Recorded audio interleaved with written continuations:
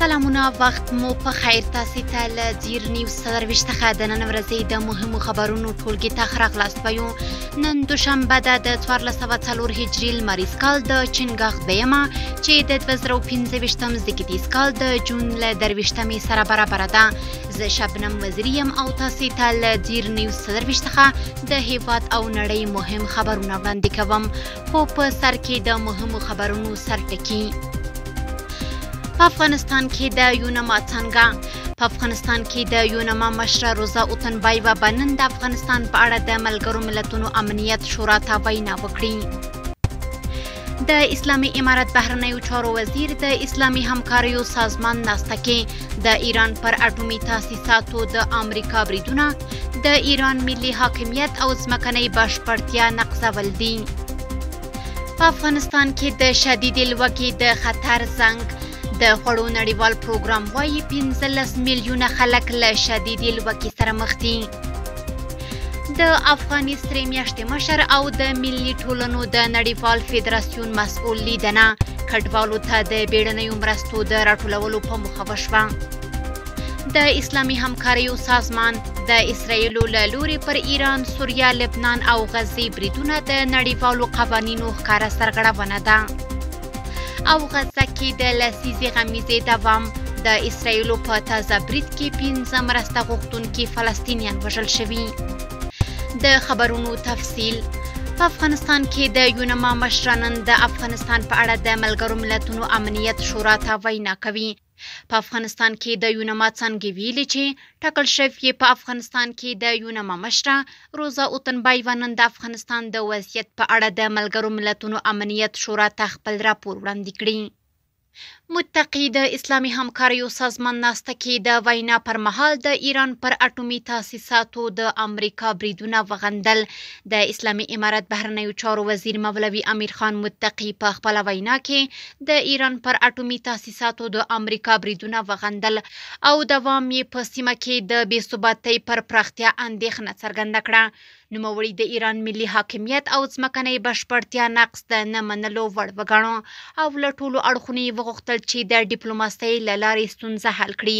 متقي د یادې غونډې په څنډه کې د ترکیې بهرنیو چارو وزیر هاکان فیدان سره لیدنه کې د افغانستان او ترکیې پر دوه اړخیزو اړیکو او همکاریو پراختیا او سیمه ییزو مسایلو خبرې وکړي. په افغانستان کې د خوړو نړیوال پروګرام ویلي چې 15 میلیونه خلک له شدیدې لوږې سره مخ دي. یاد پروګرام زیاته کړې چې افغانستان کې 15 میلیونه خلک له شدیدې لوږې سره مخ دي او هر 15 کس بیړنۍ مرستې ته اړتیا لري. د خوړو پروګرام زیاتوي چې د مالی سرچینو د کموالي له امله زرګونه کسان د یاد پروګرام له مرستو پاتې شوي دي. د افغاني سرې میاشتې مشر د ملي ټولنو د نړیوال فدراسیون له مسؤل سره لیدنه کې کډوالو ته د بیړنیو مرستو په اړه خبرې وکړې. د افغاني سرې میاشتې عمومي مشر شهاب الدین دلاور د افغانستان لپاره د ملي ټولنو د نړیوال فدراسیون له مسؤل سمیع الفخوري او ملپلاوي سره لیدنه کې په اوسنیو بیړنیو حالاتو کې له بیلابیلو هیوادونو څخه افغانستان ته د کډوالو د بیرته راتګ په برخه کې د همکاریو د پراختیا غوښتنه وکړه. د غرض د یاد فدراسیون مسؤل وویل چې هڅه کوي نږدې ورځو کې په هرات او نیمروز ولایتونو کې د کډوالو د وضعیت ارزونه وکړي او د ستونزو د هواري په موخه به د مرستو د جلبولو په موخه له نورو بنسټونو سره ناستې ولري. د عامه روغتیا وزارت محمد وزیر اکبر خان روغتون تیر یو کال کې نږدې 44216 وړیا جراحي عملیاتونه ترسره کړي. یاد وزارت ویلي چې د یادو جراحي عملیاتونو له ډلې 11429 ستر او 14829 کوچني جراحي عملیاتونه شامل دي چې د افغان مجربو او متخصصو ډاکټرانو پر مټ په کامیابه توګه او وړیا ډول ترسره شوي. د وزارت په وینا په دغه روغتون کې 194,009 ناروغانو ته په وړیا توګه سرپا او 15,050 ناروغانو ته داخل بستر خدمات وړاندې شوي دي. کورني خبرونه هم دومره وو. اوس بس موږ همکار عزیر صفی تاسو د نړۍ له حالاتو خبر کړي. مننه شبنم چې د هیواد له مهمو حالاتو مو خبر کړو. هم څو بهرني خبرونه. د روسیې ولسمشر ولادیمیر پوتین د ایران د بهرنیو چارو له وزیر عباس عراقچي سره د مسکو په کرملین ماڼۍ کې کتلي دي. دا لیدنه د یو ستر ډیپلوماټیک بهیر یوه مهمه څپه بلل کیږي ځکه چې دا د ایران او اسرائیلو ترمنځ د سختو پوځي او سیاسي تاوتریخوالي پر مهال ترسره شوې ده. ایران هڅه کوي چې د روسیې او چین ملاتړ له ځان سره وساتي. پوتین وویل له ټرمپ، نتنیاهو، د اماراتو له مشر او د ایران له ولسمشر پزشکیان سره یې په ټلیفون خبرې کړې دي، خو په دې غونډه کې یې ډیر معلومات ورنه کړل. دا لیدنه د ایران لپاره ارزښت لري. د ایران او د اسرائیل د جنجال سیمایز او نړیوال امنیت، اقتصادي همکاري او د منځني ختیځ د کړکېچ د حل پر موضوعاتو تمرکز لري. عباس عراقچي د ایران دریځونه واضح کړل او د روسیې د ملاتړ غوښتنه یې وکړه. له دې مخکې پوتین د لویدیځو هیوادونو په ځانګړي ډول د امریکا سیاستونه غندلي وو او ویلي وو چې که اسرائیل د ځان د دفاع حق لري نو ایران یې هم لري. ایران د اټومي وسلو نه لرلو باوجود تر برید لاندې دی. که دا وسلې جوړې هم کړي د خپل دفاعي امنیت لپاره به وي، نه د تیري لپاره. هغه د غرض زیاته کړې وه چې فلسطین هیڅ ډول اټومي وسلې نه لري، خو بیا هم هر ورځ ملکي خلک پکې وژل کیږي. نو که ایران ځان ته د دفاع حق غواړي، دا یو طبیعي او مشروع حق دی. اسلامي هیوادونو د اسرائیلي یرغلونو سخت مخالفت وښود. د اسلامي همکاریو سازمان د بهرنیو چارو وزیرانو په 50مه غونډه کې د اسرائیلو له لوري پر ایران، سوریې، لبنان او غزې بریدونه د نړیوالو قوانینو ښکاره سرغړونه وبلل شول. د اعلامیې په پای کې له نړیوالې ټولنې غوښتنه شوې چې اسرائیل د خپلو ظالمانه کړنو او جنایتونو لپاره حساب ورکړي. همداراز د غبرګون او همغږۍ لپاره د تماس ځانګړې ډله هم اعلان شوه چې موخه یې له نړیوالو سره د اسرائیلي یرغلونو پر ضد ګډ دریځ نیول دي. بل لور ته شمالي کوریا د ایران پر ضد د امریکا برید سخت غندلی او له نړیوالې ټولنې یې غوښتي چې د امریکا او اسرائیلو دا ډول اقداماتو پر وړاندې ښکاره غبرګون څرګند کړي. تهران کې د آیوین زندان او فوردو اټومي مرکز په نښه شوی. د ایران دولتي رسنیو راپور ورکړی چې برید د اسرائیل لخوا شوی او یاد زندان هغه ځای دی چې پکې 2 تابعیته بندیان او د لویدیځ وګړي پکې ساتل کیږي، کوم چې ایران ډیری وخت د نړیوالو خبرو اترو لپاره د فشار وسیلې په توګه کاروي. ورته مهال ایرانی رسنیو تایید کړي چې په فوردو هم برید شوی، چیرې چې د ایران د اټومي فعالیتونو مهم تاسیسات موقعیت لري، خو چاته زیان نه دی رسیدلی او نه هم تاسیساتو ته کوم جدي خطر متوجه دی. بل لور ته ټرمپ بیا د مخکنیو څرګندونو خلاف د ایران رژیم بدلون ته اشاره کړې.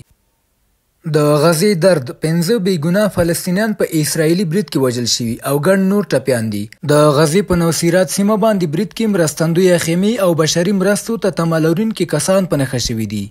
د غراز ځینو سرچینو د ټپیانو حالت نازک بللی چې ښایي د مړو شمیر هم زیات شي.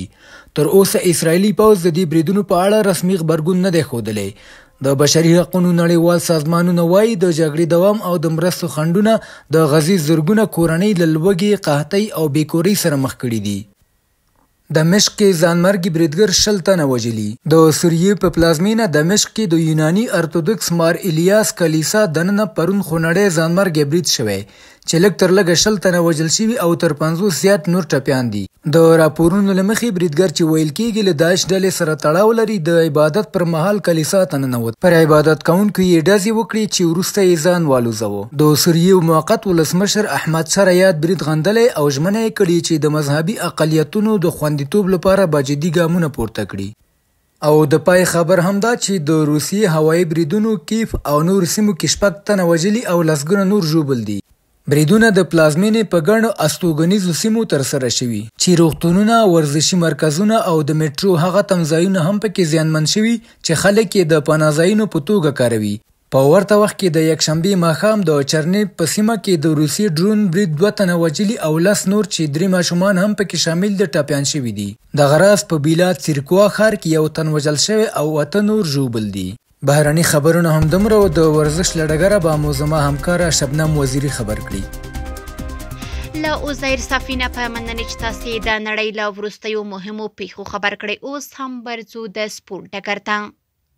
د هلمند ولایت په نوزاد ولسوالۍ کې د 7 لوبډلو ترمنځ د ټیپ بال کرکټ سیالۍ د برنوزاد ستورو لوبډلې په اتلولۍ پای ته ورسېدې. د یادو سیالیو پایلوبه کې برنوزاد ستورو لوبډلې د 6 ویکټو په توپیر خپلې سیالۍ کلي بادام لوبډلې ته ماتې ورکړه او د سیالیو اتلولي یې وګټله. د ننګرهار ولایت په خیوي ولسوالۍ کې د لومړي ځل لپاره د شپږو لوبډلو ترمنځ د فوټبال سیالۍ چې لس ورځې مخکې پیل شوې وې د روداتو لوبډلې په اتلولۍ پای ته ورسېدې. د یادو سیالیو پایلو به د روداتو او برادران لوبډلو ترمنځ ترسره شوه چې په ټاکلي وخت سیالۍ مساوي پای ته ورسېدې. د یادو سیالیو پایلو به د روداتو او برادران لوبډلو ترمنځ ترسره شوه چې په ټاکلي وخت سیالۍ پای ته ورسېده، خو په پنټالیانو کې روداتو لوبډلې سیالي لوبډلې ته د 4-0 ګولونو په توپیر ماتې ورکړه او اتلولي یې وګټله. د کندوز ولایت په چاردرې ولسوالۍ کې د 14 لوبډلو ترمنځ د والیبال سیالۍ چې یوه شپه یې دوام وکړ د جاوید خپلواک لوبډلې په اتلولۍ پای ته ورسېدې. د دغو سیالیو په پایلوبه کې جاوید خپلواک لوبډلې خپل سیال یتیم کلي ځوانانو لوبډلې ته د 25 امتیازونو په توپیر ماتې ورکړه او اتلولي یې وګټله. دغه راز د نړیوال سپورټ له ډګره د فیفا کلبونو 2025 کال فوټبال نړیوال کپ سیالیو پر دوام ریال مادرید د 3 ګولونو په توپیر پاچوکا ته ماتې ورکړه. په دغو سیالیو کې ریال لومړی سیالي له الهلال سره یو مساوي کړې وه چې د دغې سیالۍ په ګټلو له 4 نمرو سره د خپل ګروپ مخکښه لوبډله شوله.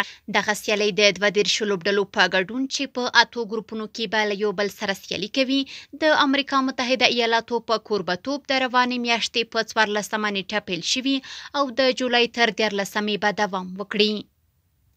نننۍ خبري خبرونه هم دومره وه. په خواله رسنیو باندې فیسبوک، انسټاګرام، ایکس یا پخوانی ټویټر او یوټیوب زموږ خپرونې خوښې او موږ تعقیب کړئ. ادرس یې زیر نیوز 24 تر سبانۍ خبرونې د الله په امان.